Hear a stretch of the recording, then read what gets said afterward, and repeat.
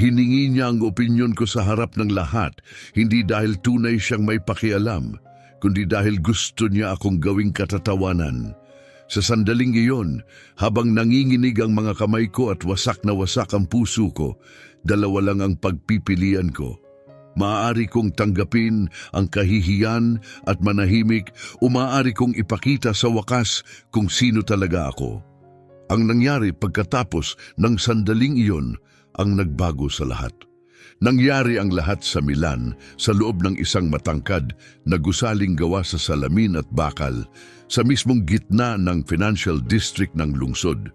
Ang punong tanggapan ng Mendoza Corporation ay nakatayo ng mayabang sa lugar, isang napakalaking modernong estruktura na may 20 palapag, puno ng maliwanag na opisina at mamahaling disenyo. Sa ika-10 palapag, sa pangunahing conference room, may isinasagawang mahalagang pulong, isang pulong na sa lalong madaling panahon ay babaligtad sa buhay ni Maya Aquino. Dahan-dahang itinulak ni Maya ang isang coffee cart pababa sa koridor, kung saan ang marmol na sahig ay kumikislap na parang salamin. Siya ay 42 taong gulang at 15 mahabang taon na siyang nagtatrabaho sa kumpanyang iyon, naglilinis ng mga opisina at sinisigurong malinis ang lahat. Ang kanyang turkesa na uniforme at puting apron ay perpektong malinis gaya ng dati. Ang kanyang kayumangging buhok ay nakatali sa isang maayos na bun at nakasuot siya ng malalambot at komportableng sapatos na halos walang tunog. Sa paglipas ng panahon, natutunan ni Maya ang isang mahalagang tuntunin, ang pinakamainam na paraan para mabuhay sa lugar na tulad noon ay ang manatiling hindi napapansin. Pagbukas niya ng pinto ng conference room, agad siyang sinalubong ng katahimikan, mabigat at malamig, parang pader. Nakaupo sa paligid ng malaking madilim na mesa na gawa sa kahoy ang 8 tao, lahat naka-eleganting suit, lahat mukhang kumpiyansa at makapangyarihan. Sa gitna, sa pinakamalaking upuan, nakaupo si Victor Mendoza. Siya ay 65, may abuhing buhok na maayos na nakasuyod pa atras, naka-dark gray na suit at pulang kurbata na matalim ang dating laban sa kanyang polo. Pinanood ng CEO si Maya habang pumapasok at dahan-dahang lumitaw ang isang kakaibang ngiti sa kanyang mukha. "Ah, sakto! Maya, halika nga rito," sabi ni Victor.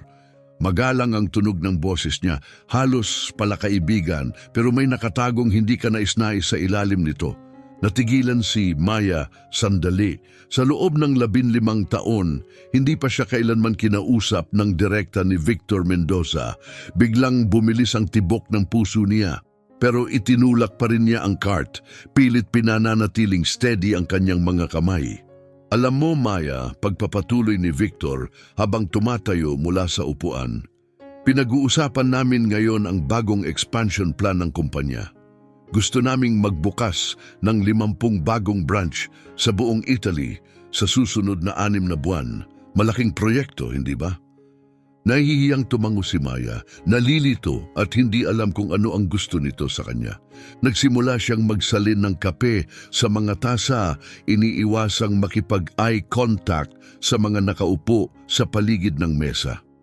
Si Ireneo Bautista, ang CFO na nasa 50, nakasuot ng dark blue na suit, ay nakatitig sa kanya na may mayabang na kalahating ngiti.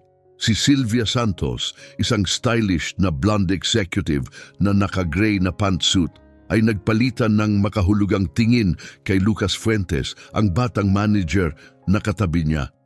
Pagkatapos ay nag-krus ng mga braso si Victor at muling nagsalita. Biglang nagbago ang tono. "Gusto kong marinig ang opinyon mo tungkol sa proyektong ito," sabi niya. "Oo, ang opinyon mo, Maya. Total, nagtatrabaho ka rin dito, hindi ba? Bahagi ka rin ng kumpanyang ito." Agad napuno ang silid ng tahimik na tawa na para bang lahat ay naghihintay lang ng biro. Si Zoe Martinez, ang pinuno ng Human Resources, isang 50 taong gulang na babae na may maikling buhok, ay tumingin pababa na tila hindi komportable. Naramdaman ni Maya na uminit ang mukha niya habang umakyat ang dugo sa kanyang pisngi. Bahagyang nanginig ang mga kamay niya habang inilapag niya ang coffee pot sa mesa. Hindi ko po alam, Mr. Mendoza, bulong niya, halos hindi marinig. Paano mo masasabi na hindi mo alam? Giit ni Victor habang naglalakad paikot sa mesa na parang nasa entablado na tila sinasabor ang bawat segundo. Araw-araw mong nakikita ang kumpanyang ito. Nililinis mo ang mga opisina namin at tinatapon ang basura namin. Siguradong may mahalaga kang ideyang maibabahagi. Lalong lumakas at naging lantad ang tawanan. Hinampas ni Ireneo Bautista ang mesa, aliw na aliw sa eksena. Sumandal si Lucas Fuentes sa upuan niya, nakangiti na parang nanonood ng comedy show. Tanging si Zoe ang nanatiling seryoso. Mahigpit ang bibig at tensyonado ang mukha. Nakatuon ang tingin ni Maya sa sahig. Parang nasusunog ang luha sa likod ng kanyang mga talukap, pero tumanggi siyang umiyak. Hindi doon, hindi sa harap nila. Mahigpit niyang hinawakan ng hawakan ng cart, sinusubukang hanapin ang lakas para magsalita o umalis man lang na may kaunting dignidad. Pero hindi pa tapos si Victor. Bumalik siya sa malaking upuan niya at muling umupo. Halatang nasisiyahan sa sarili. Naghihintay kaming lahat, sabi niya.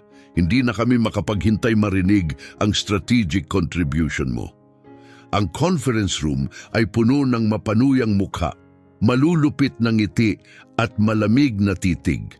Sa sandaling iyon, mas maliit ang pakiramdam ni Maya Aquino kaysa kailanman. Pumasok sa isip niya ang 15 taon ng tapat na trabaho, ang paggising ng alas 5 araw-araw, ang paglilinis hanggang sumakit ang tuhod, ang pagkuskos ng sahig hanggang mangalay ang kamay. At ito ang gantimpala niya, gawing biro sa isang mahalagang business meeting. Pasensya na po, Mr. Mendoza, sabi niya sa wakas, mahina pero kontrolado ang boses. Ayokong makaistorbo sa meeting ninyo. Tatapusin ko lang po ang pagsiserve ng kape at aalis na ako. Muling tumawa si Victor, malakas at kontento na para bang nanalo siya. Tama, sabi niya. Dapat alam ng lahat ang kanilang lugar. Salamat, Maya. Maaari ka nang umalis.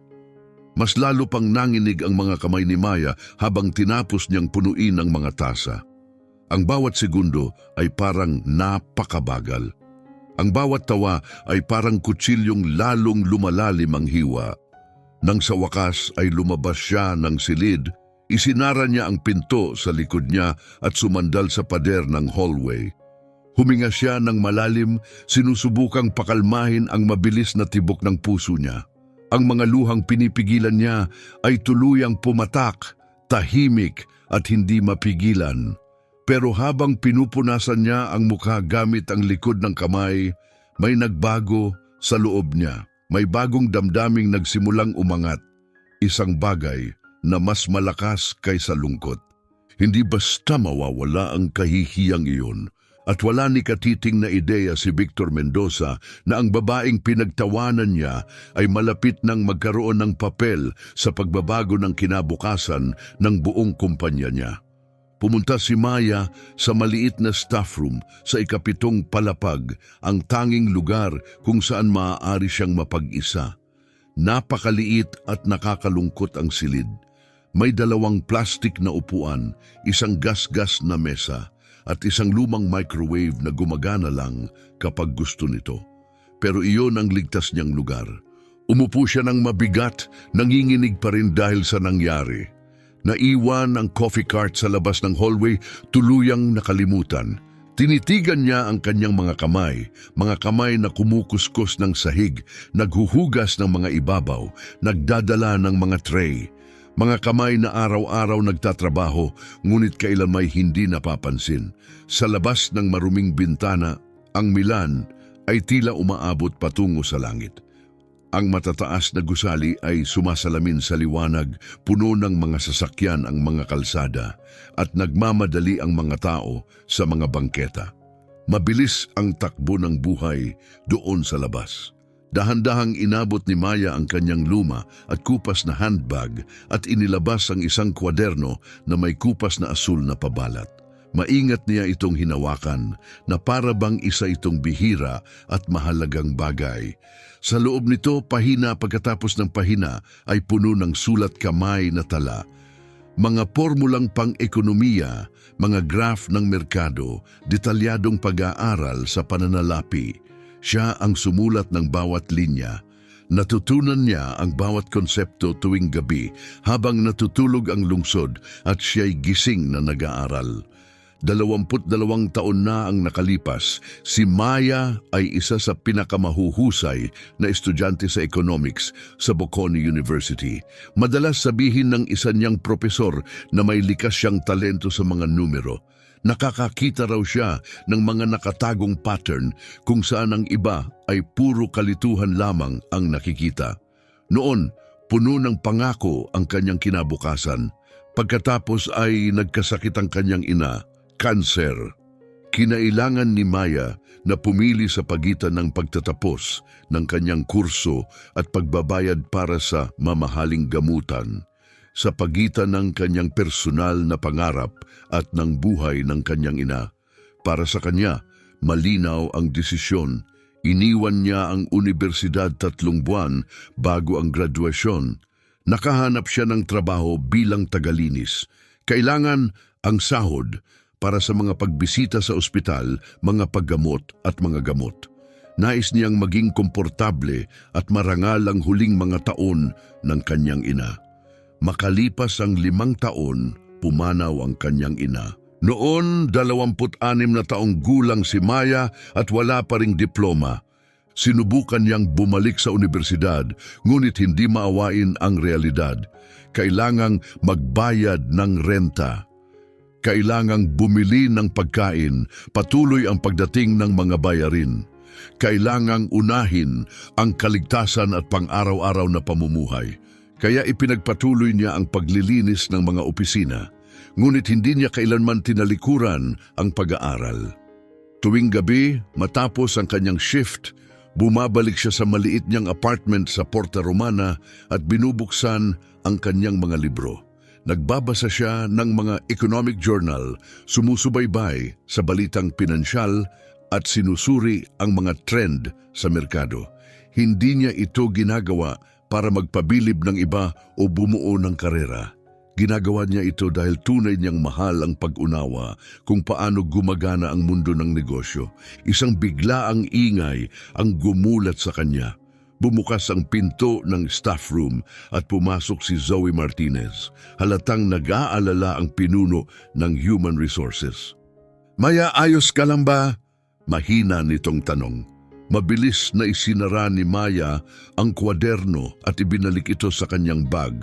"Opo, Miss Martinez, nagpapahinga lang po sandali." Umupo si Zoe sa silyang nasa tapat niya. Hindi naging patas ang nangyari kanina. Minsan, sumusobra si Victor sa kanyang mga biro. "Mga biro?" Mahinang ulit ni Maya na may mapait na ngiti. "Oo, siguro ganun nga iyon para sa kanya." 15 taon ka nang nagtatrabaho rito, pagpapatuloy ni Zoe. "Palagi kang maaasahan at maingat. Hindi mo deserve ang ganong pagtrato."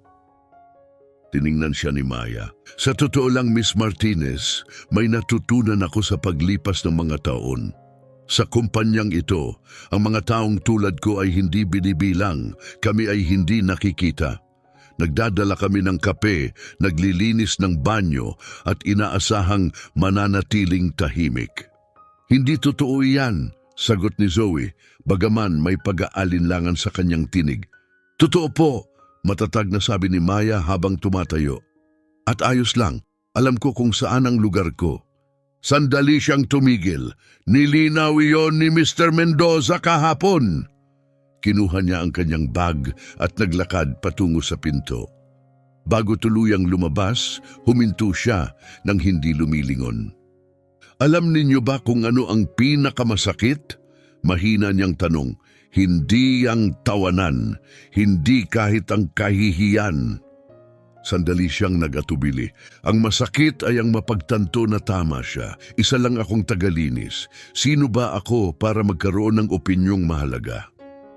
Binuka ni Zoe ang kanyang bibig upang sumagot, ngunit nakalabas na si Maya. Mabagal ang paglipas ng hapon. Nilinis ni Maya ang mga banyo sa ikasiyam na palapag, tinapon ang mga basura, pinunasan ang mga mesa at sahig. Kumikilos ang kanyang katawan ng automatiko habang lumalayo ang kanyang isip. Sa tuwing daraan siya sa conference room, para bang naririnig pa rin niya ang mga alingaw-ngaw ng tawanan. 6:00 ng gabi, habang nagsisimula ng umalis ang mga empleyado, sumakay si Maya ng bus pa uwi. Habang nakaupo sa tabi ng bintana, pinanood niya ang lungsod na nagkulay kahel sa ilalim ng paglubog ng araw. Naisip niya ang kanyang ina at inisip kung ano kaya ang mararamdaman nito kung nakita ang anak na napahiya ng ganoon. Ngunit may isa pang kaisipan ng sumunod. 15 taon ng tahimik na pag-aaral. Lahat ng kaalamang natamo niya. Lahat ng nauunawaan niya, ngunit walang sino mang nag-abala na tanungin siya. Nang gabing iyon, sa kanyang payak na apartment, hindi niya binuksan ang kanyang mga aklat sa ekonomiya gaya ng nakasanayan. Umupo siya sa sofa at tumitig sa kisame ng ilang oras. May nagbabago sa loob niya. Ang galit na kanyang nararamdaman ay hindi na lamang sakit. Unti-unti itong nagiging mas matatag, mas matalas. Determinasyon. Kinabukasan dumating si Maya sa Mendoza Corporation ng 5:30, gaya ng dati. Tahimik at walang laman ang mga opisina. Tanging ang mahinang ugong ng mga computer na naka-standby at ang marahang yabag ng kanyang mga paa sa marmol na sahig ang pumupuno sa katahimikan. Nagsimula siya sa 10 palapag, sinusunod ang kanyang nakagawiang rutina. Vacuum cleaner, basahan, mga panlinis. Eksakto ang kanyang mga galaw, halos parang isang sayaw na libu-libong beses na niyang isinagawa. Ngunit iba ang pakiramdam ng umagang yon. Pagpasok niya sa pangunahing conference room, ang mismong silid kung saan siya napahiya, agad niyang napansin ang kakaiba. Nakakalat sa malaking madilim na mesa ang mga dokumento, mga maluluwag na papel, nakaprint na chart, mga folder na bukas. Malinaw na may nakalimot magligpit ng mga ito matapos ang meeting. Huminto si Maya. Ayon sa patakaran, dapat tipunin lamang niya ang lahat at dalhin sa opisina ng sekretarya. Iyon ang kanyang papel, ngunit pinigil siya ng kuryosidad. Lumapit siya sa mesa at ang unang pahinang nakita niya ang nagpatigil sa kanyang paghinga. Strategic Expansion Plan, confidential. Ito ang eksaktong proyektong buong pagmamalaking ipinresenta ni Victor. 50 bagong branch sa loob ng 6 na buwan. Sumulyap siya sa pinto. Tahimik ang hallway. Wala pang tao sa gusali. Bahagyang nanginginig ang kanyang mga kamay habang nagsimula siyang magbasa. Agad na tumambad ang mga numero. Initial investment, 25 milyong euro. Projected operating costs sa loob ng 6 na buwan, 18 milyon. Tinatayang kita 32 milyon sa unang taon. Hindi niya namamalayan na upo siya sa isang upuan. Sa sandaling iyon, nakalimutan niya ang kanyang uniforme, ang kanyang cart, ang kanyang posisyon. Mabilis gumalaw ang kanyang mga mata sa mga pahina. Habang mas sinusuri niya ang mga numero, lalo siyang nakaramdam ng panlalamig sa sikmura. May mali, kumuha siya ng isang papel mula sa kanyang bulsa at isang ballpen at mabilis na nagsimulang magkuwenta. Gastos sa renta ng mga bagong lokasyon, sahod ng mga empleyado, marketing campaigns, mga panahon ng pagsasanay, mga lisensya at permit. Pagkalipas ng 20 minuto, tinitigan niya ang kanyang mga resulta at nakaramdam ng ginaw sa buong katawan. Ang opisyal na kalkulasyon ay hindi lamang bahagyang mali. Ito ay napakalubhang mali. Ang totoong kailangang puhunan ay hindi 25 milyon, hindi bababa sa 42 milyon at ang inaasahang kita ay nakabatay sa hindi makatotohanan at labis na optimistikong mga forecast. Ngunit hindi iyon ang pinakamasama. Maingat na nagpatuloy si Maya sa pagbabasa. Nakalagay sa plano na magbubukas ng 20 branch sa unang buwan pa lamang. 20. Imposible iyon. Walang sapat na oras para makahanap ng tamang lokasyon, tapusin ang mga kontrata, mag-recruit ng empleyado at kumpletuhin ang pagsasanay. Pagkatapos ay umabot siya sa seksyon tungkol sa mga supplier. Binanggit sa dokumento ang mga kasunduan sa mga kumpanyang umano'y magbibigay ng diskwentong kagamitan at materyales. Ngunit 15 taon nang nagtatrabaho si Maya sa mga opisina na iyon, may mga narinig siyang pag-uusap habang naglilinis tuwing gabi. Alam niyang ilan sa mga supplier na iyon ay nagdulot na ng malalaking problema noon, mga delay, mahinang kalidad, mga pangakong hindi tinupad. Lalong bumilis ang tibok ng kanyang puso, muli niyang tiningnan ang mga papel na nakakalat sa mesa, mga financial report, market forecast, draft ng mga kontrata. At malinaw niyang naunawaan ang isang bagay. Kapag itinuloy ang planong ito ayon sa pagkakasulat, diretsyong papunta sa kapahamakan ang Mendoza Corporation. Nasa harap na niya ang lahat, isang kapahamakan na naghihintay sumabog. Kapag itinuloy ang expansion plan ng eksakto ayon sa pagkakasulat, mawawalan ng milyon-milyong euro ang Mendoza Corporation. Maari pa nitong itulak ang kumpanya sa bingit ng pagkalugi. Tiningnan ni Maya ang orasan. 6:30 ng umaga. Sa loob ng wala pang isang oras, magsisimula nang dumating ang mga empleyado. Agad siyang kumilos. Kinuha niya ang kanyang telepono at kinunan ng larawan ang pinakamahalagang pahina. Pagkatapos ng may sukdulang pag-iingat, ibinalik niya ang bawat dokumento sa eksaktong kinalalagyan nito na para bang walang sino man ang humawak sa mga iyon. Bumalik siya sa kanyang cleaning cart, ngunit nanghihina at nanginginig ang kanyang mga binti. Nag-uunahan ang kanyang mga iniisip. Hindi niya maaaring ipagsawalang bahala ang kanyang natuklasan. Kailangan niyang gumawa ng isang bagay. Kailangan niyang magsalita. Ngunit sino ang makikinig sa kanya? Siya si Maya Aquino, ang tagalinis, ang parehong taong pinagtawanan ng mga executive noong isang araw lamang. Tahimik niyang tinapos ang paglilinis ng conference room. Pagkatapos ay nagpatuloy siya sa mga opisina, koridor at banyo. Ngunit hindi huminto ang kanyang pag-iisip kahit isang sandali. Paulit-ulit na bumabalik sa kanyang isipan ang mga numerong iyon at ang malalaking pagkakamaling maaaring sumira sa lahat. 8:00 nang magsimulang dumating ang mga unang empleyado. Mula sa bintana sa 7th palapag, napanood ni Maya si Victor Mendoza na bumaba mula sa kanyang itim na Mercedes. Naglakad ito patungo sa gusali na may kumpiyansa ng isang taong naniniwalang kontrolado niya ang lahat. Wala siyang kaalam-alam sa pinsalang malapit na niyang idulot. At sa sandaling iyon, gumawa ng desisyon si Maya, isang pasyang magbabago sa kanyang buhay at sa kinabukasan ng kumpanya. Kailangan niyang magsalita, kailangan niyang subukang protektahan ang kumpanyang iyon kahit walang humiling sa kanya. Kahit pagtawanan siya muli, hindi siya maaaring manatiling tahimik dahil sa kaibuturan niya. Alam niyang iyon ang tama. Nang gabing iyon, hindi natulog si Maya. Nakaupo sa maliit na mesa sa kanyang munting kusina, ilang oras siyang nagsulat ng isang detalyadong ulat. Pahina pagkatapos ng pahina, inilista niya ang bawat pagkakamaling nakita niya sa expansion strategy.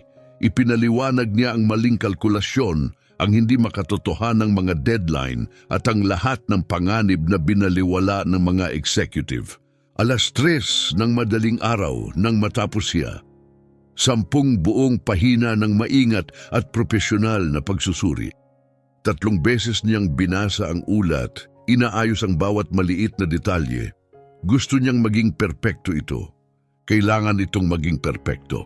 Kinabukasan, alas 9 ng umaga, nakatayo si Maya sa labas ng opisina ng sekretarya ni Victor Mendoza. Napatingin si Elena Rivera, isang 30 taong gulang na babae na laging perpektong bihis sa itim na suite na tila nagulat.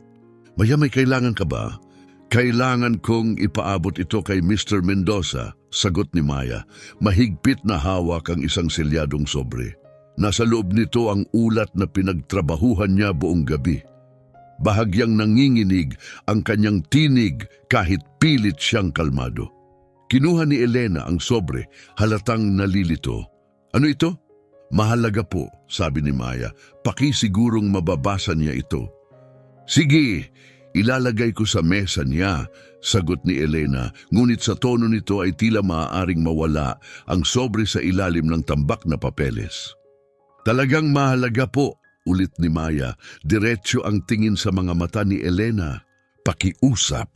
Pagkalipas ng 2 oras, nililinis ni Maya ang koridor sa ika-10 palapag nang bigla siyang makarinig ng sigawan. Umalingaw-ngaw ang boses ni Victor Mendoza mula sa loob ng kanyang opisina, galit at makapangyarihan. Elena, sino ang sumulat ng kalokohang ito? Sino ang naglakas loob magbigay nito sa akin? Halos tumigil ang tibok ng puso ni Maya. Lumapit siya ng kaunti na natiling nakatago sa likod ng sulok ng hallway. Si Maya po, Mr. Mendoza, sagot ni Elena halatang kinakabahan. Ang tagalinis, sinabi niyang mahalaga raw po. Sandaling natahimik ang paligid. Pagkatapos ay narinig ni Maya ang tawa. Isang malakas at malupit na tawa, isang tawang agad niyang nakilala. Maya, ang tagalinis? Tuturuan niya ako kung paano patakbuhin ang sarili kong kumpanya? Sabi ni Victor, lantaran ang panunuya. Mas hinigpitan ni Maya ang hawak sa walis. Gusto niyang tumakbo palayo, ngunit tila nanigas ang kanyang katawan. Ipasok mo siya rito, utos ni Victor. Gusto kong makita ang mukha niya. Nanginginig pa rin ang mga binti, pumasok si Maya sa opisina. Malaki at marangya ang silid, puno ng mamahaling muebles na gawa sa kahoy. May mga modernong pintura sa dingding at isang napakalaking salaming bintana na nakatanaw sa lungsod ng Milan. Nakatayo si Victor sa likod ng kanyang napakalaking mesa, hawak ang ulat ni Maya. Kaya, Maya, malamig niyang sabi, gusto mo bang ipaliwanag kung ano dapat ito? Mr. Mendoza, nakita ko po ang mga dokumento ng expansion plan at... Nakita! Matalim niyang putol, tinaasan ang boses. O nakikialam ka sa mga bagay na hindi mo dapat pinapakialaman? Hindi po, sir. Naiwan po sila sa conference room. Naglilinis po ako at inisip mo, pagpapatuloy ni Victor habang lumalapit, na ikaw, isang babaeng nagkukuskos ng sahig, ay maaring pumuna sa planong inihanda ng mga eksperto? Mga taong may diploma, may taon ng karanasan, at may profesional na autoridad? Naramdaman ni Maya ang pag-akyat ng luha sa kanyang mga mata, ngunit sa pagkakataong ito, tumanggi siyang hayaang pumatak ang mga iyon. Tumayo siya ng tuwid at tumingin diretso sa kanya. May nakita po ako mga pagkakamali sa kalkulasyon. Sabi niya, kalmado at matatag ang tinig. Malulubhang pagkakamali. Kapag sinunod ng kumpanya ang planong ito, mawawalan po ito ng milyon-milyon. Matagal siyang tinitigan ni Victor. Pagkatapos, walang babala, sinimulan niyang punitin ang ulat, isang pahina, pagkatapos isa pa. At isa pa. Pinunit niya ang lahat ng 10 pahina sa harap niya at itinapon ang mga ito sa basurahan. Iyan ang tingin ko sa ulat mo, sabi niya, nang may matinding paghamak. At ngayon makinig ka ng mabuti, narito ka para maglinis, hindi para mag-isip, hindi para magsuri, hindi para magbigay ng payo na walang humihingi. Naiintindihan mo ba? Malinaw ba? Hindi sumagot si Maya. Tinitigan niya ang mga punit-punit na pahina sa loob ng basurahan, mga oras ng trabaho, pag-asa, lakas ng loob, winakasan sa loob lamang ng ilang segundo. Tinanong kita kung naiintindihan mo. Muling sigaw ni Victor. Opo sir, mahina niyang bulong. Mabuti, ngayon lumabas ka sa opisina ko, singhal ni Victor. At huwag ka nang babalik dito dala ang katawa-tawa mong mga ambisyon. Lumabas si Maya, pilit hinahawakan ng huling piraso ng dignidad na natitira pa sa kanya. Habang naglalakad siya pababa sa hallway, hindi niya napansin na naroon si Zoe Martinez, tahimik at nakatago malapit sa pinto. Narinig ni Zoe ang bawat salita. Nang mawala na si Maya sa dulo ng koridor, palihim na pumasok si Zoe sa opisina ni Victor nang walang ingay. Dumiretso siya sa basurahan at maingat na pinulot ang bawat punit-punit na piraso ng ulat. Kinagabihan, uupo siya sa bahay at didikitin muli ang mga pahina, isa-isa. May malalim sa loob niya ang nagsasabi na mahalaga ang mga tala na iyon. Mas mahalaga pa ang mga iyon kaysa sa kaya kailanman maintindihan ni Victor Mendoza. Pagkalipas ng 2 linggo mula sa nakakahiyang sandaling iyon, puno ng pananabik ang Mendoza Corporation. Para bang nanginginig sa enerhiya ang buong gusali. Kahit saan, pinag-uusapan ng mga tao ang napakalaking proyekto, 50 bagong branch, isang pambansang pagpapalawak, napakalaking paglago at isang kinabukasang tila hindi mapipigilan. Pinapanood ni Maya ang lahat mula sa gilid, gaya ng dati. Naglinis siya ng mga opisina habang nagtatalo ang mga manager tungkol sa budget at estratehiya. Nagtapon siya ng mga basurahang puno ng draft, numero at magulong kalkulasyon. Naghain siya ng kape sa mga meeting kung saan pinagpapasyahan ang kinabukasan ng kumpanya. Walang sino man ang nagtanong sa kanya. Walang bumanggit sa kanyang ulat, walang kahit tumingin man lang sa kanya. Bumalik na naman siya sa pagiging invisible. Siguro mas ligtas yun. Pero sa loob ng dibdib niya, may mabigat na pakiramdam na lalong lumalakas araw-araw. Alam ni Maya kung ano ang darating. Alam niyang mali ang mga numero. Alam niyang diretsyong papunta sila sa kapahamakan. Nung Biyernes ng umaga, nililinis ni Maya ang koridor sa 9 na palapag nang marinig niya ang malalakas at masiglang boses mula sa conference room. Bahagyang nakabukas ang pinto. Lumapit siya at huminto sa labas. Nakikinig. Napirmahan na ang kontrata, sigaw ng isang tao. Si Ireneo Bautista yon, ang CFO. Nailipat na ang 25 milyon. Opisyal nang magsisimula ang proyekto sa Lunes. Sumabog ang palakpakan sa loob. Maingat na sumilip si Maya sa siwang. Sa loob nakatayo si Victor na may hawak na baso ng champagne, napapaligiran ng mga manager na nakangiti. Masaya ang lahat. Nagdiriwang sila na para bang sigurado na ang tagumpay. Mga ginang at ginoo, anunsyo ni Victor habang itinataas ang kanyang baso. Ngayon, gagawa tayo ng kasaysayan. Ang Mendoza Corporation ang magiging pinakamalaking kumpanya sa sektor na ito sa Italy. Sumunod pa ang mas maraming palakpakan. Sa loob ng 6 na buwan, magkakaroon tayo ng 50 bagong lokasyon, pagpapatuloy niya. At sa loob ng 1 taon, tayo ang mangunguna at maghahari sa merkado. Lalong lumakas ang kasiyahan. Tumawa si Sylvia Santos habang niyayakap si Lucas Fuentes. Kinamayan ni Ireneo Bautista ang lahat ng makita niya, tanging si Zoe Martinez na tahimik na nakaupo sa likuran, ang mukhang tensyonado at balisa. Sa susunod na linggo, dagdag ni Victor, nang may pagmamalaki, lilipad ako papuntang Rome para makipagkita sa ating pangunahing investors. Ipapakita ko sa kanila kung ano ang kaya natin. Ngumiti siya na parang isang taong natitikman na ang tagumpay. Ipapakita ko sa kanila ang hinaharap. Lumayo si Maya mula sa pinto. Malakas ang kabog ng puso niya. Sinubukan na niyang pigilan sila. Ginawa na niya ang lahat ng kaya niya. Naglakas loob siya, nagsalita, at nagtrabaho buong gabi para ihanda ang kanyang pagsusuri.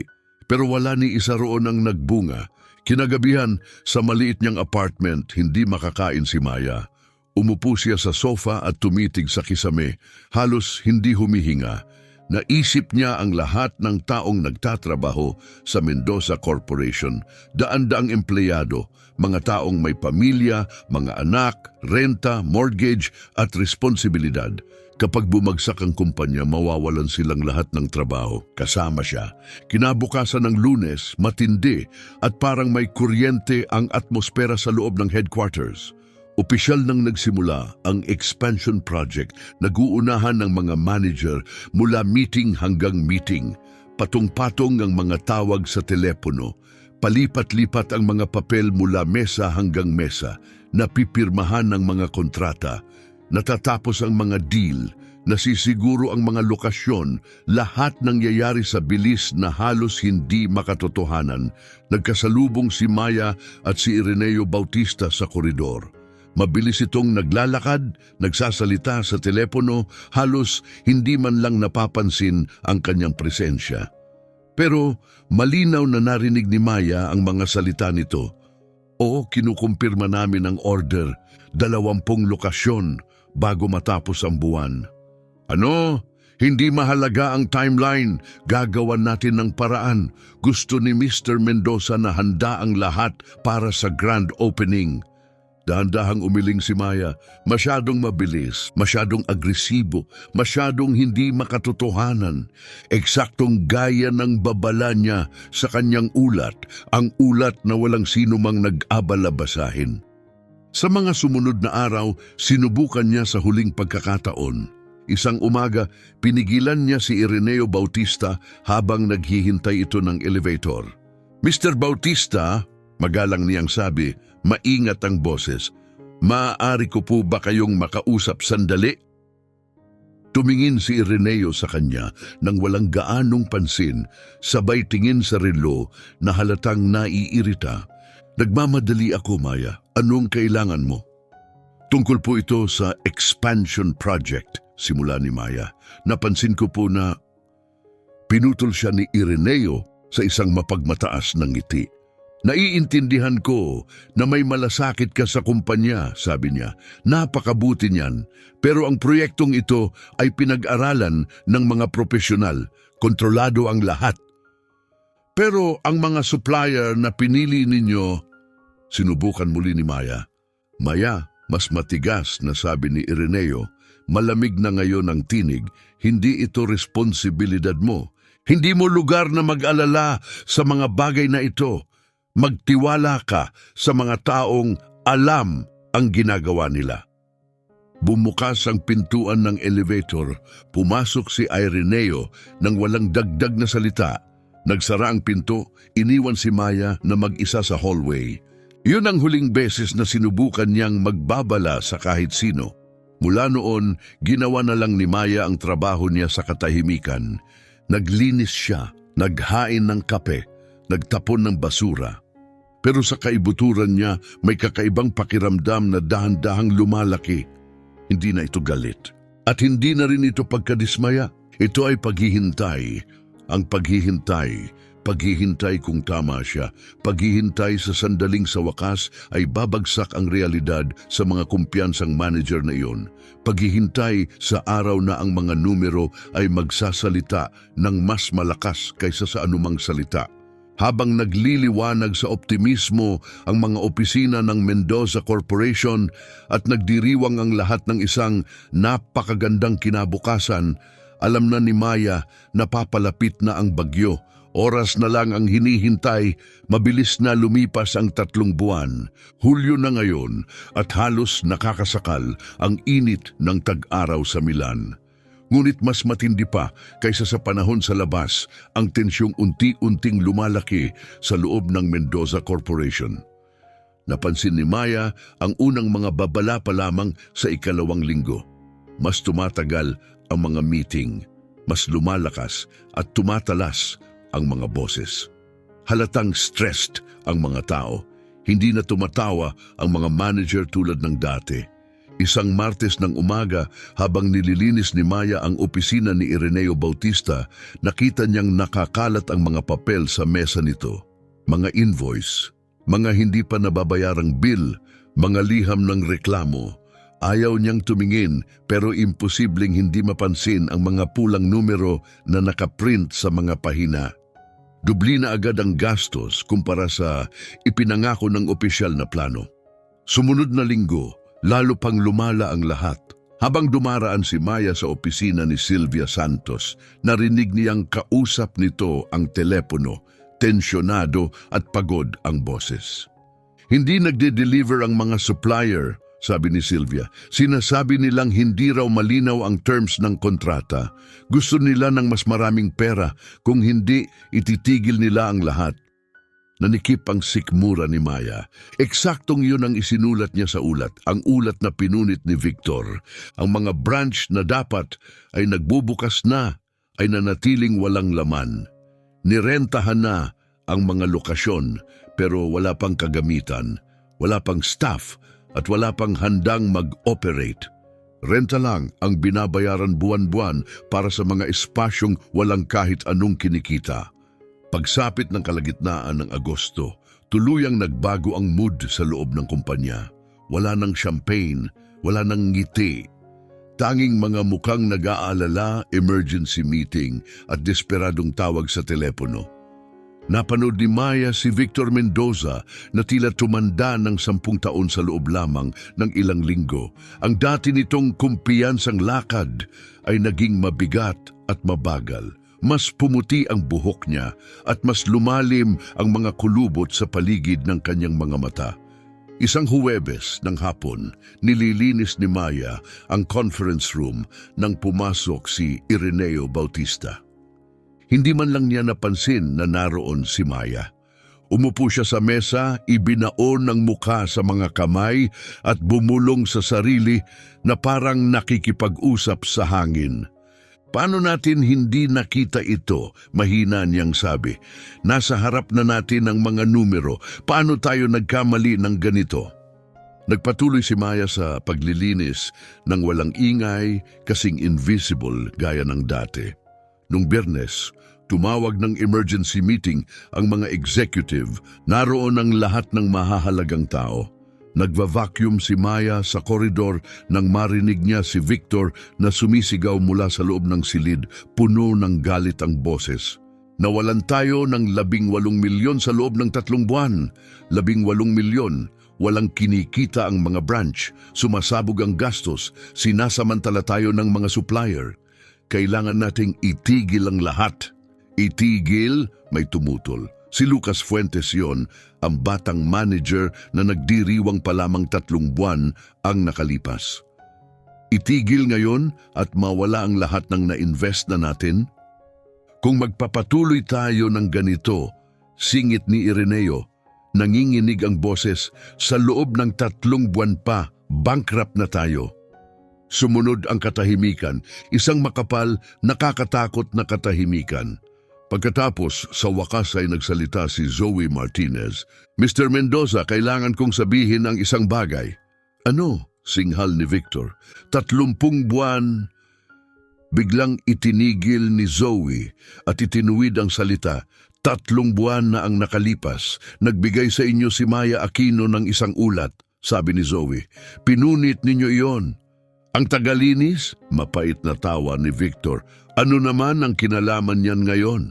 Ang ulat na iyon, pagpapatuloy ni Zoe, matatag at malinaw ang boses, ay hinulaan ang lahat ng nangyari, ang mga maling kalkulasyon, ang problema sa mga supplier, ang imposibleng timeline, bawat detalye. Katahimikan na naman, pero sa pagkakataong ito iba, ito ang katahimikan ng mga taong napagtatantong nakagawa sila ng napakalaking pagkakamali. Imposible, bulong ni Victor, pero hindi na kumpiyansa ang tunog ng boses niya. Idinikit ko muli ang ulat, sabi ni Zoe. Binasa ko ito. Profesional, tama at eksakto at binaliwala natin. Biglang tumayo si Ireneo Bautista. Gusto kong makita ang ulat na yon ngayon na. Kinagabihan, 5 executive ng Mendoza Corporation ang magkakasamang umupo at binasa ang ulat ni Maya Aquino, maingat na pinagdugtong-dugtong muli gamit ang mga piraso ng tape. At sa bawat linya, lalo pang bumigat ang pakiramdam sa silid. Parang suntok ang bawat pangungusap. Nandoon ang lahat. Bawat problemang kinakaharap nila, binabalaan na sila ni Maya. Bawat pagkakamaling kumakain, sa pera nila, itinuro na niya. Bawat kapahamakan na unti-unting pumapatay sa proyekto, sinubukan na niyang pigilan. Naupo si Victor Mendoza sa kanyang malaking leather chair at nakatitig sa mga punit-punit na pahina na muling pinagdugtong. Nanginginig ang kanyang mga kamay. Kailangan nating kausapin siya, sabi ni Ireneo sa wakas. Kausapin siya, ulit ni Victor, hungkag at mahina ang boses. At ano ang sasabihin? Na tayo ang mali, na tama ang babaeng pinahiya natin? Eksakto, malamig na sagot ni Zoe. Dahil ngayon, kailangan natin siya. Dahan-dahang itinaas ni Victor ang ulo. Pula ang mga mata niya sa pagod at hiya. Sinabi niyang mawawalan tayo ng milyon-milyon. Tama siya, bulong niya. Sinabi niyang hindi mapagkakatiwalaan ang mga supplier. Tama siya. Sinabi niyang babagsak ang lahat. Huminto siya at tumitig sa bintana sa Milan na kumikislap sa ilalim ng ilaw ng gabi. At tama siya. Sumunod na Lunes ng umaga, dumating si Maya sa trabaho ng 5:30 gaya ng dati. Kinuha niya ang kanyang cart, ang mga panlinis at sinimulan ang kanyang rutina. Pero may kakaiba, mas tahimik ang mga opisina kaysa dati, para bang may mabigat na katahimikang nakabitin sa hangin. 9:00, habang nililinis ni Maya ang koridor sa ikapitong palapag, nakita niyang papalapit si Zoe Martinez. Maya, maaari ba kitang makausap sandali? Opo, Miss Martinez, magalang na sagot ni Maya. Inakay siya ni Zoe papasok sa isang maliit na meeting room na walang laman. Mukha itong pagod, may maitim na bilog sa ilalim ng mga mata. Maya, tanong ni Zoe, alam mo ba kung ano ang nangyayari sa kumpanya? Dahan-dahang tumango si Maya. May narinig po ako, may problema sa expansion project. Problema? Ulit ni Zoe, may mapait at pagod ng ngiti. Isa itong ganap na sakuna. Nawawalan tayo ng milyon-milyon. Nanganganib bumagsak ang kumpanya. Hindi sumagot si Maya, nagpatuloy lang siya sa paghihintay. Ang ulat mo, pagpapatuloy ni Zoe. Yung pinunit ni Mr. Mendoza 3 buwan na ang nakalipas. Idinikit ko muli at ipinakita ko sa board. Bumilis ang tibok ng puso ni Maya. At mahina niyang tanong, tama ka, sabi ni Zoe. Sa lahat, bawat bagay na isinulat mo ay nangyari ng eksaktong gaya ng hinulaan mo. Isang tahimik na sandali ang pumuno sa silid. Pagkatapos ay sinabi ni Zoe ang mga salitang hindi kailanman inakala ni Maya na maririnig niya. Gusto ka ng board na dumalo sa meeting bukas. Gusto ka nilang marinig ng direkta. Napatitig si Maya sa kanya, gulat na gulat. Ako? Pero ako'y isang tagalinis, putol ni Zoe. Oo, alam ko, pero ikaw din ang tanging tao rito na tunay na nakaunawa kung ano ang mangyayari at ngayon kailangan namin ang tulong mo. Nang gabing yon, hindi makatulog si Maya. Gising siya ng ilang oras, nakatitig sa kisame, iniisip kung ano ang sasabihin niya, iniisip kung paano siya tutugon kapag nakita niya muli ang mga mukhang iyon. Martes ng umaga, 10:00, pumasok si Maya sa pangunahing conference room. Ang parehong silid kung saan siya pinahiya 3 buwan ang nakalipas. Pero ngayon iba ang lahat. Naroon si Ireneo Bautista, lupaypay ang muka sa stress at matinding pagod. Si Sylvia Santos, na dati tumatawa kasama ng mga biro ni Victor, ngayon ay tahimik na nakaupo, nakatitig sa mesa. Si Lucas Fuentes, ang mayabang na batang manager, ay tila nawala ang lahat ng kumpiyansa. At si Victor Mendoza, nakaupo sa dulo ng mesa, hindi na kahit sa ulo, ay mukhang mas maliit, mas matanda. Maya, sabi ni Ireneo habang tumatayo, salamat sa pagpunta, pakiupo. Tahimik na umupo si Maya, magkadikit ang mga kamay sa kanyang kandungan. Napakalakas ng tibok ng puso niya na halos marinig na niya ito. Nabasa na namin ang ulat mo, sabi ni Ireneo, seryoso ang boses. Yung isinulat mo, 3 buwan na ang nakalipas. Lahat ng hula mo ay nagkatotoo. Ang gastos, ang problema sa mga supplier, ang imposibleng deadline, lahat. Tumango lang si Maya. Araw-araw nawawalan ng pera ang kumpanya, dagdag ni Sylvia. Pilit pinapanatiling steady ang boses. Kung magpapatuloy ito sa loob ng 6 na buwan, hindi na tayo makakaligtas. Bakit ninyo ako tinawag? Tanong ni Maya sa wakas. Isang hindi komportabling katahimikan ang pumuno sa silid. Pagkatapos ay nagsalita si Victor. Nagbago ang boses niya, wala na ang kayabangan. Dahil nakita mo ang ayaw naming makita, mahina niyang sabi, naunawaan mo ang bagay na kami sa kabila ng mga diploma at karanasan namin ay tuluyang hindi napansin. Tumingin siya diretso sa mga mata ni Maya. At ngayon, kailangan ka namin para iligtas ang kumpanyang ito. Nanikip ang lalamunan ni Maya. May bahagi sa kanya na gustong tumawa, may bahagi sa kanya na gustong tumanggi. May bahagi sa kanya na gustong umalis at hayaan silang harapin ang bunga ng sarili nilang pagmamataas. Pero nang tumingin siya sa paligid ng mesa, wala na siyang nakitang kayabangan. Takot ang nakita niya, pagsisisi, pagkadesperado.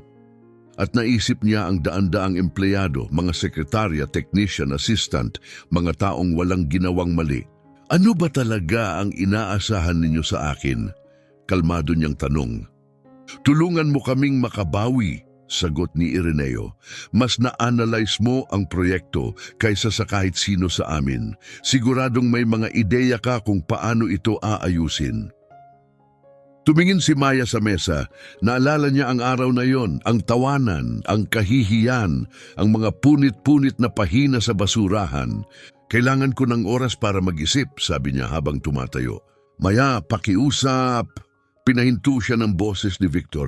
Alam ko kung paano kita tinrato. Alam ko ang ginawa ko at nagsisisi ako. Dahan-dahan siyang lumingon. Unang beses yon na humingi ng tawad sa kanya si Victor. Hindi ko hinihiling na patawarin mo ako, pagpapatuloy niya. Hinihiling ko lang na huwag mong hayaang magbayad ang daan-daang empleyado para sa pagkakamali ko. Matagal siyang tinitigan ni Maya.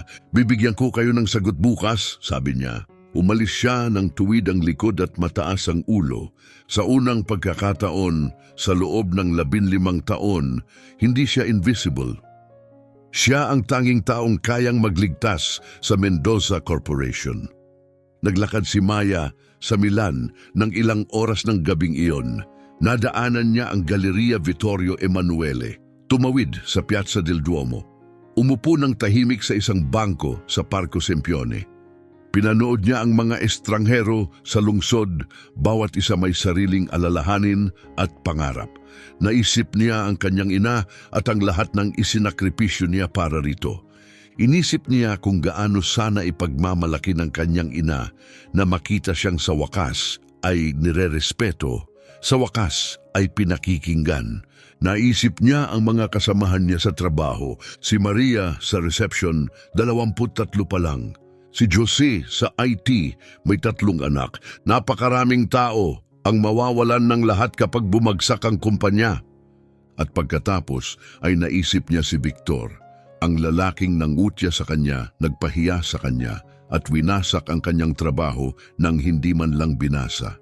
Nang gabing iyon, sa maliit niyang apartment, nagpasya si Maya. Binuksan niya ang computer at nagsimulang magtrabaho. Inaral niya muli ang lahat ng datos na kinunan niya ng larawan ilang buwan na ang nakalipas. Sinuri niya ang mga kontrata, mga gastos at ang estado ng bawat branch na nabuksan na. Nagtrabaho siya hanggang sumikat ang araw. Pagsapit ng 8:00 ng umaga, nakagawa siya ng isang recovery plan. Hindi ito perpekto, pero ito lang ang tunay nilang pagkakataon. Pagdating niya sa opisina, naghihintay si Zoe. Nakapag-desisyon ka na ba? Opo, kalmado, sabi ni Maya. Tutulong ako pero may kondisyon ako. Anong kondisyon? Gusto kong ipresenta ang plano ng direkta sa board. At gusto kong makinig si Victor Mendoza nang hindi ako ini-interrupt. Sa unang pagkakataon sa loob ng ilang linggo, ngumiti si Zoe. Walang magiging problema. Noong Huwebes ng hapon, pumasok muli si Maya sa conference room. Pero sa pagkakataong ito, iba ang lahat. Hindi na siya nakasuot ng turkesa niyang uniforme panglinis. Sa halip, nakasuot siya ng simple ngunit eleganteng damit na binili niya noon pang mga nakaraang taon at kailanman ay hindi niya nagkaroon ng lakas ng loob isuot. Nakaupo na ang mga executive, si Ireneo, si Sylvia, si Lucas, si Zoe at si Victor tahimik at seryoso. Magandang hapon, simulan ni Maya matatag ang boses. Sinuri ko ang kasalukuyang sitwasyon ng kumpanya. Seryoso ito, pero hindi wala ng pag-asa. Binuksan niya ang binder at namigay ng kopya ng plano. Una, agad nating isasara ang 15 branch na puro lugi lang ang dulot. Puro gastos lang sila. Sa pagsasara sa kanila, makakabawi tayo ng hindi bababa sa 3 milyong euro. Agad nagsimulang magsulat ng notes si Ireneo. Pangalawa, renegotiate ang mga kontrata sa supplier. Hindi lahat ng supplier ay kumilos ng masama. May ilan lang na sinamantala ang malabong terms. Kailangan natin ng malinaw na kasunduan na may fixed na kondisyon. At paano natin sila mahihikayat? Tanong ni Sylvia. Sa pag-aalok ng mas mahahabang kontrata kapalit ng stable at fixed na presyo, sagot ni Maya. Makakakuha sila ng seguridad. Tayo naman makakakuha ng kontrol sa gastos. Tahimik na nakinig si Victor, walang sinasabi. Pangatlo, ayusin muli ang natitirang 25 branch. Hindi natin pwedeng buksan ang lahat ng sabay-sabay. Dahan-dahan ang proseso, 5 branch bawat buwan sa loob ng 5 buwan. Tumingin siya sa paligid ng mesa. Binibigyan tayo nito ng oras para sanayin ng maayos ang staff, ayusin ang logistics at maiwasan ang mas maraming pagkakamali. Gaano katagal bago tayo makakita ng resulta? Tanong ni Ireneo. 6 na buwan para tumigil ang pagkalugi, 1 taon para bumalik sa pagiging profitable. Mas tumatag ang boses ni Maya, pero gagana lang ito kung susundin ninyo ang plano ng eksakto. Walang shortcut, walang pagmamadali. Kapag inulit ninyo ang parehong pagkakamali, babagsak ang kumpanya. Natahimik ang buong silid. Pagkatapos ay tumayo si Ireneo. Realistic ang planong ito, may istruktura, kayang gawin. Tumango si Sylvia. Sangayon ako, ito ang pinakamagandang option natin. Dahan-dahang tumayo si Victor. Nang tumingin siya kay Maya, may bago sa kanyang mga mata. Respeto. Maya Aquino, malinaw niyang sabi, 2 beses mong iniligtas ang kumpanyang ito. Una, nang binalaan mo kami at binaliwala ka namin. Pangalawa, ngayon, nang pwede kang umalis. Huminto siya. Inaalok ko sa iyo ang posisyon bilang strategic consultant na may angkop na sahod at sariling opisina sa ika-10 palapag. Tiningnan siya ni Maya. Tinatanggap ko, sabi niya, pero may isa pa akong kondisyon. Ano iyon? Na ang bawat empleyado, kahit ano pa ang posisyon, ay tratuhin ng may respeto at dignidad. Palagi, tumango si Victor, ipinapangako ko, ang sumunod na 6 na buwan ang pinakaintensibong panahon sa buhay ni Maya. Hindi na siya naglilinis ng sahig. Ngayon, may sarili na siyang opisina sa ika-10 palapag, may mesa, computer at napakagandang tanawin ng Milan. Pero hindi siya binago ng tagumpay. Dumarating pa rin siya bago ang lahat. Umuwi siya ng late, sinusuri ang mga numero, kinukumpirma ang mga kontrata, mino-monitor ang bawat hakbang ng recovery plan. Mahirap ang unang mga linggo, isinara ang 15 branch na walang kita. Masakit pero kailangan. Personal na kinausap ni Maya ang bawat empleyadong nawalan ng posisyon, tinulungan silang makahanap ng ibang oportunidad. Tumanggi siyang hayaang magdusa ang mga inosenteng tao dahil sa pagkakamali ng management. Si Ireneo ang naging pinakamalakas niyang kakampi. Magkasama nilang nirenegotiate ang mga kontrata. May ilang supplier na tumanggi at napalitan. Ang iba naman ay pumayag sa bago at patas na terms. Hinding-hindi ko inakala na aaminin ko ito, sabi ni Ireneo isang hapon. Pero ikaw ang pinakamagaling na strategist na nagkaroon ng kumpanyang ito. Marahang ngumiti si Maya. Ginawa ko lang ang kailangan. Unti-unting muling nagbukas ang natitirang mga branch, 5 bawat buwan. Sa pagkakataong ito, maayos ang lahat. Nasanay ng tama ang staff. Dumating ang kagamitan sa oras. Kontrolado ang budget. Naging isa si Sylvia sa pinakamalakas niyang supporter. Nahihiya ako sa kung paano ka namin tinrato pagtatapat nito isang araw. Pero nagpapasalamat ako na pinili mong lampasan yon. Kahit si Lucas natuto ng pagpapakumbaba. Madalas siyang humingi ng payo kay Maya, sabik matutunan ang mga numero tulad ng ginagawa niya. Pero ang pinakadramatikong pagbabago ay kay Victor. Wala na ang mayabang na lalaking minsang nangutya sa kanya. Ngayon nakikinig na siya, ngayon nagtatanong na siya, ngayon umaamin na siya kapag mali siya. Sa isang company-wide meeting nang lumabas ang unang positibong resulta, tumayo si Victor sa harap ng buong staff. 6 na buwan na ang nakalipas, namamatay na ang kumpanyang ito, sabi niya. Namamatay ito dahil sa kayabangan ko at sa pagtanggi kong makinig. Tahimik ang buong silid. Isang tao ang nagligtas sa atin, isang taong pinahiya at minamaliit ko. Tumingin siya sa harapang hanay. Ang taong iyon ay si Maya Aquino. Lahat ng mata ay napunta kay Maya. Hindi lang niya iniligtas ang kumpanyang ito. Pagpapatuloy ni Victor, tinuruan niya ako na ang halaga ay hindi nasusukat sa job title o sahod. Huminto siya. Nasusukat ito sa kakayahan, integridad at lakas ng loob. Napuno ng palakpakan ang silid. Tumayo si Maya, may luha sa mga mata pero matatag at proud. Pagsapit ng katapusan ng Setyembre, hindi na maikakaila ang resulta. Tumigil ang pagkalugi, naging stable ang gastos, kumikita na ang mga bagong branch, hindi pa ganap na ligtas ang kumpanya pero bumabangon na ito. Sa isang espesyal na board meeting, inanunsyo ang isang makasaysayang desisyon. Unanimous ang boto ng board, deklara ni Ireneo. Si Victor Mendoza ay lilipat upang mamuno sa Regional Division.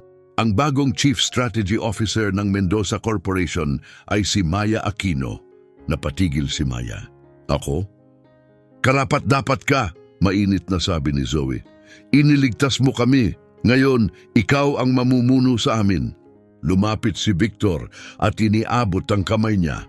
Walang sama ng loob, mahina niyang tanong. Kinamayan siya ni Maya. Walang sama ng loob, isang pangako lang na mag-iiba na ang kumpanyang ito mula ngayon. Kinagabihan, nanatili si Maya sa opisina niya kahit matagal nang umalis ang lahat. Pinanood niya ang Milan na kumikislap sa ilalim ng langit sa gabi. Naisip niya ang kanyang paglalakbay mula sa isang napakatalinong estudyanteng na pilitang huminto sa universidad hanggang sa isang invisible na tagalinis, hanggang sa pagiging Chief Strategy Officer. Hindi ito paghihiganti, ito ay katarungan. Patunay na ang bawat tao ay karapat-dapat sa respeto kahit ano pa ang posisyon. Pinatay niya ang ilaw at ngumiti, kumpleto na ang bilog. 1 taon matapos ang unang kahihiyan, nakaupo si Maya Aquino sa mesa na dating pag-aari ni Victor Mendoza. Sa edad na 43, sa wakas ay naabot niya ang kinabukasang nawala sa kanya. 22 taon na ang nakalipas, pero hindi siya nagbago. Dumarating pa rin siya ng maaga, binabati pa rin niya ang lahat sa pangalan. At hindi niya kailanman nakalimutan ang kanyang pinanggalingan. Nagbago ang Mendoza Corporation, masigla ang 25 branch, bumalik ang kita, muling nagtiwala ang mga investor. Pero ang pinakamalaking pagbabago ay wala sa financial report. Nasa mga tao. Isang Martes ng umaga, naglalakad si Maya sa koridor at huminto sa isang eksenang nagpangiti sa kanya. Isang batang manager ang magalang na nakikipag-usap kay Antonio, ang bagong cleaning assistant. Isang 21 taong gulang, nakakasimula pa lang magtrabaho roon. Antonio, mabait na tanong ng manager, may napansin ka bang kakaiba sa mga meeting room? Opo, sir, mahina ang sagot ni Antonio. Napansin ko pong bukas ang mga ilaw buong gabi sa mga meeting room. Sayang po sa kuryente. Tama ka, sagot ng manager. Salamat sa pagpuna. Kakausapin ko ang technical team tungkol sa pag-install ng automatic sensors. Marahang tinapik niya si Antonio sa balikat, magiliw at naglakad palayo. Naiwan si Antonio ron sandali, halatang nagulat na may taong seryosong nakinig sa sinabi niya. Lumapit si Maya sa kanya. Antonio, ayos ka lang ba? Malumanay niyang tanong.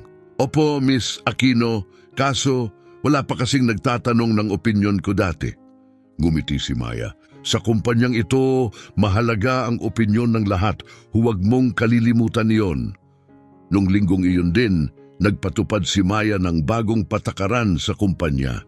Isang beses kada buwan, bawat empleyado mula sa mga top executive hanggang sa mga tagalinis ay maaaring magsumait ng mga ideya para mapabuti ang organisasyon. Bawat mungkahi ay babasahin ng mabuti at susuriin ng may paggalang. Kapansin-pansin ang unang meeting na nakatuon sa mga suhestyon, daang ideya ang naisumite, may ilan na maliliit at praktikal, ang iba naman ay malikhain at ambisyoso, ngunit bawat isa ay napag-usapan. Dumadalo ng regular si Victor Mendoza na ngayon ay Regional Director para sa Northern Italy sa mga sesyong iyon. Hindi na siya ang hindi matitinag na autoridad sa tuktok, ngunit nagbago na siya. Natutunan niyang mamuno ng may pagpapakumbaba, makinig ng mabuti at tratuhin ang mga tao ng patas. Isang hapon, matapos ang isa sa mga meeting na iyon, nilapitan niya si Maya. Maaari ba akong magsabi ng isang bagay sa iyo? Tanong niya. Sige, sagot niya. Nang pinahiya kita nun, akala ko talaga makapangyarihan ako, pag-amin ni Victor. Inisip ko na dahil sa posisyon ko, may karapatan akong tratuhin ang iba kahit paano ko gusto. Huminto siya bago magpatuloy, pero ipinakita mo sa akin na ang tunay na kapangyarihan ay hindi tungkol sa kontrol o takot. Tungkol ito sa pag-angat sa iba, pakikinig sa kanila at pagkilala sa halaga nila. Kalmadong tumango si Maya. Ang respeto ay para sa lahat, Victor. Walang exception. Napangiti siya ng bahagya, tila nag-iisip. Naiintindihan ko na ngayon at natutunan ko iyon sa pinakamahirap na paraan. Sa mga sumunod na buwan, kumalat sa buong Milan ang kwento ni Maya Aquino. Naglabas ng mga artikulo ang mga business newspaper tungkol sa kanyang pamumuno. Inanyayahan siya ng mga universidad upang magsalita sa mga estudyante tungkol sa strategy at resilience. Ngunit nanatili siyang simple at hindi nagbago. Sa isang interview kasama ang isang lokal na mamamahayag, tinanong siya, ano ang pakiramdam ng mula sa pagiging tagalinis, naging Chief Strategy Officer ka? Walang pag-aalinlangan ang sagot ni Maya, hindi ako naging ibang tao, pareho pa rin ako, pareho ang kaalaman at kakayahan. Ang pinagkaiba lang, ngayon handa nang makinig ang mga tao. May sumunod pang tanong ang mamamahayag, ano ang pinakamahalagang aral na natutunan mo sa karanasang ito? Sandaling tumigil si Maya bago sumagot na ang halaga ng tao ay hindi nasusukat sa job title, nasusukat ito sa integridad, sa dedikasyon at sa pagiging tao, at na ang lahat, walang eksepsyon, ay karapat-dapat tratuhin ng may dignidad. 1 taon at kalahati matapos ang araw na pinahiya siya, ipinagdiwang ng Mendoza Corporation ang pinakamatagumpay nilang taon. Sa isang malaking company event, umakyat si Maya sa entablado upang magbigay ng talumpati. Nang nagtatrabaho pa ako bilang tagalinis, simula niya, pakiramdam ko'y invisible ako. Walang nakakapansin, walang nagtatanong ng iniisip ko. Pero ako, napapansin ko ang lahat. Nakikita ko ang mga inefficiency. Nakikita ko ang mga pagkakamali. Nakikita ko ang mga oportunidad na binabaliwala. Tumingin siya sa audience na puno ng mga empleyado mula sa bawat departamento. Ngayon walang invisible sa kumpanyang ito. Mahalaga ang bawat tao. May halaga ang bawat boses. Dahil ang tunay na lakas ng isang organisasyon ay hindi lang nagmumula sa mga executive. Nagmumula ito sa bawat taong nag-aambag dito. Ang palakpak na sumunod ay malakas at taus-puso. Nang gabing iyon, bumalik si Maya sa kanyang maliit na apartment sa Porta Romana. Sa kabila ng bagong posisyon at mas mataas na sahod, pinili niyang manatili sa parehong tahanan. Huminto siya sa harap ng lumang litrato ng kanyang ina at marahang bumulong, "Nagawa ko ma, hindi man eksakto sa paraan na inakala natin, pero nagawa ko." Nang gabing iyon sa Milan, nakatulog si Maya Aquino ng payapa. Pinatunayan niya na ang dignidad, lakas ng loob at kakayahan ay mas malakas kaysa sa kayabangan at autoridad. Nagtagumpay siya nang hindi naghahangad ng paghihiganti.